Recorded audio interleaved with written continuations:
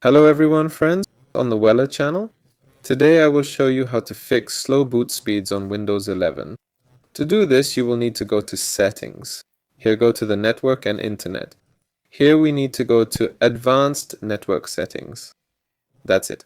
And here we will have accordingly the date of USAJ here, the use of information. And accordingly here we see the applications that use the internet the most.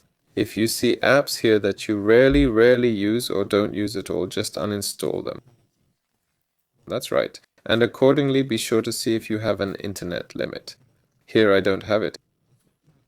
If you do, then turn it off, because it is obvious that if you reach the limit, you will simply lose the internet. Next, let's go to the control panel. Here you need to select the large icons and go to the network and sharing center, respectively, the network, and so on.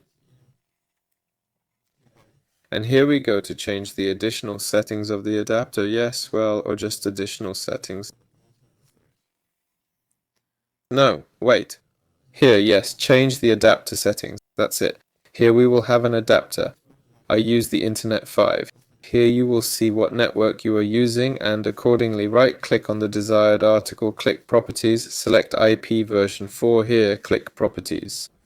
Use a DNS server and write here 888888844. After that, click the OK button. Accordingly, then go to KMD, run the command line and write here ipconfig+DNS.